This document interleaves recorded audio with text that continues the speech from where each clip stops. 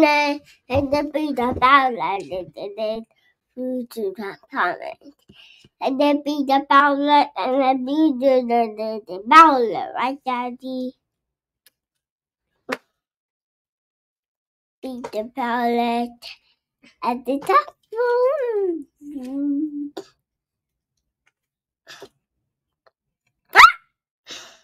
I don't want Daddy.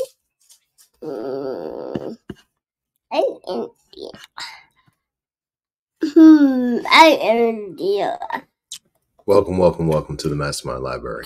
I am.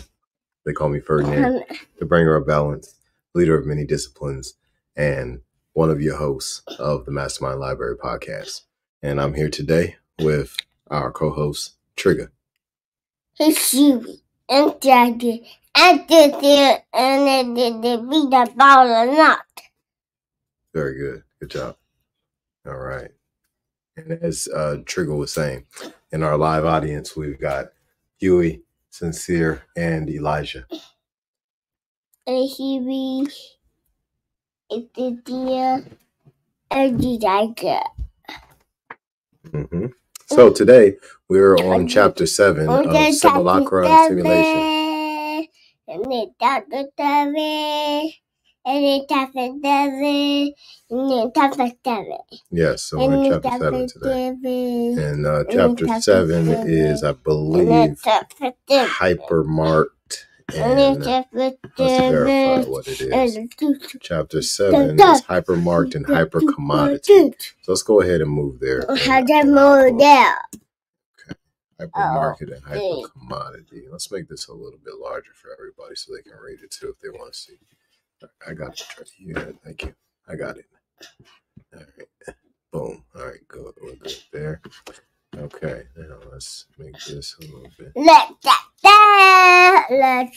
do that. All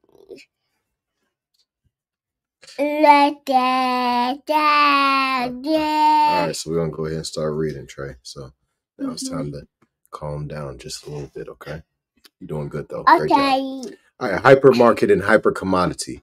From 30 kilometers all around, the arrows point you toward these large triage centers that are the hypermarkets, toward the hyperspace of the commodity, where in many regards a whole new sociality is elaborated.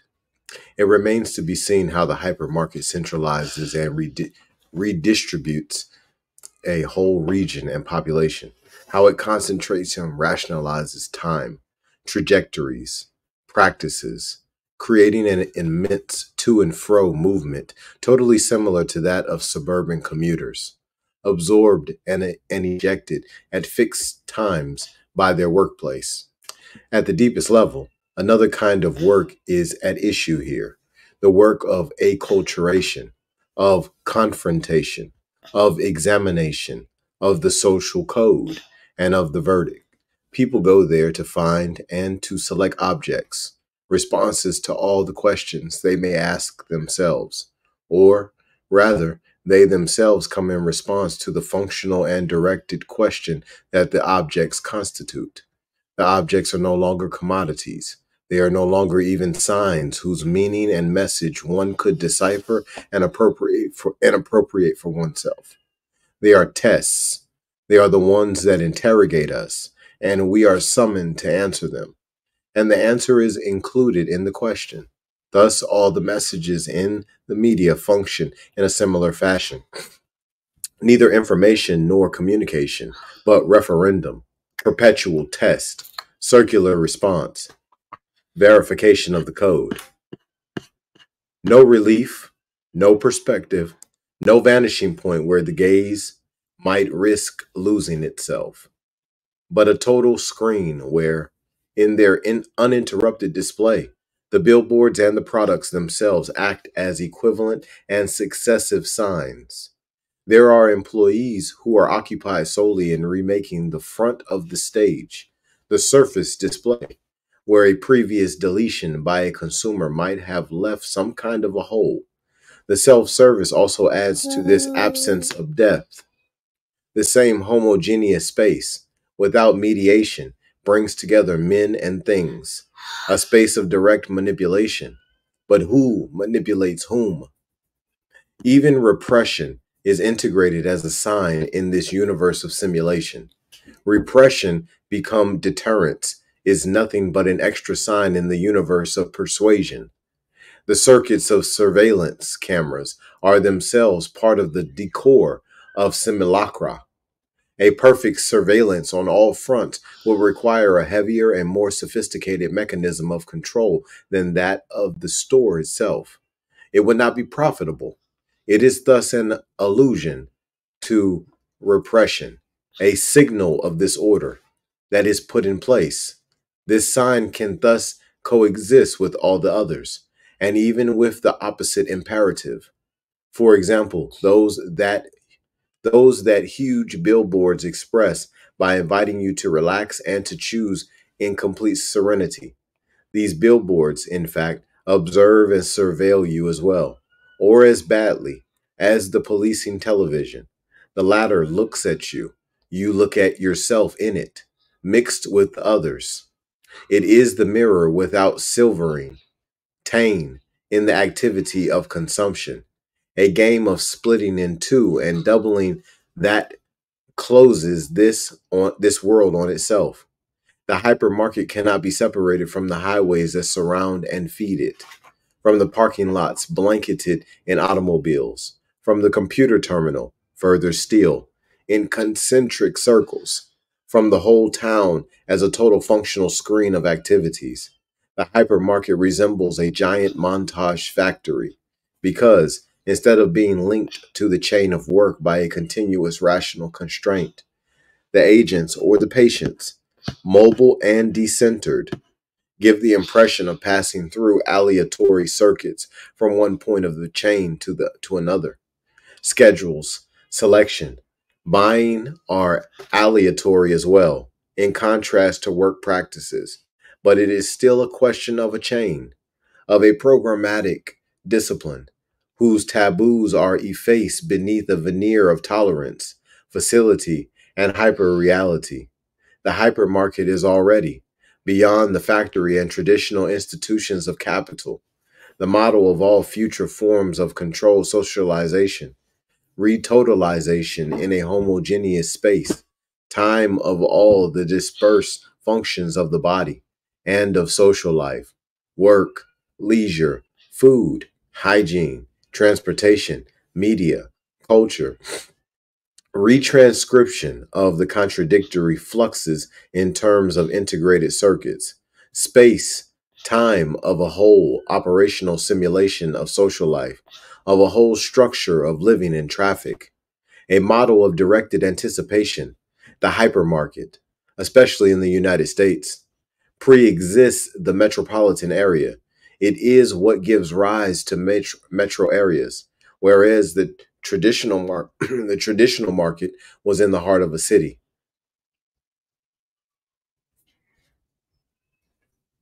a place where the city and the country came to rub elbows. The hypermarket is the expression of a whole lifestyle in which not only the country, but the town as well have disappeared to make room for the metro area, a completely delimited functional urban zoning, of which the hypermarket is the equivalent, the micro model, on the level of consumption. But the role of the hypermarket goes far beyond consumption, and the objects no longer have a specific reality there. What is primary is their serial, circular, spectacular arrangement, the future model of social relations. The form hypermarket can thus help us understand what is meant by the end of modernity. The large cities have witnessed the birth, in about a century, 1850 to 1950, of a generation of large, modern stores. Many carried this name in one way or another, but this fundamental modernization, linked to that of transportation, did not overthrow the urban structure. The cities remained cities, whereas the new cities are satellited by the hypermarket or the shopping center, serviced by a programmed traffic network, and cease beyond being cities to become metropolitan areas. A new morphogenesis has appeared, which comes from the cybernetic kind. That is to say, reproducing at the level of the territory, of the home, of transit, the scenarios of molecular control that are those of the genetic code, and whose form is nuclear and satellitic. The hypermarket as nucleus, the city, even a modern one, no longer absorbs it. It is the hypermarket that establishes an orbit along which suburbanization moves.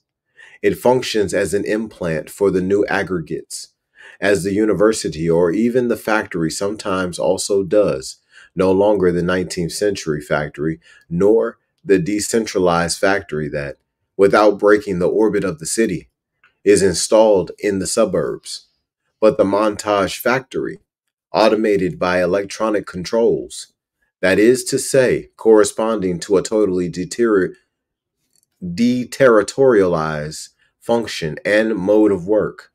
With this factory, as with the hypermarket or the new university, one is no longer dealing with functions, commerce, work, knowledge, leisure that are autonomized and displaced, which still characterizes the modern unfolding of the city, but with a model of the disintegration of functions, of the indeterminacy of functions, and of the disintegration of the city itself, which is transplanted outside the city and treated as a hyper-real model, as the nucleus of a metropolitan area based on synthesis that no longer has anything to do with the city. Negative satellites of the city that translate the end of the city, even of the modern city, as a determined, qualitative space, as an original synthesis of a society.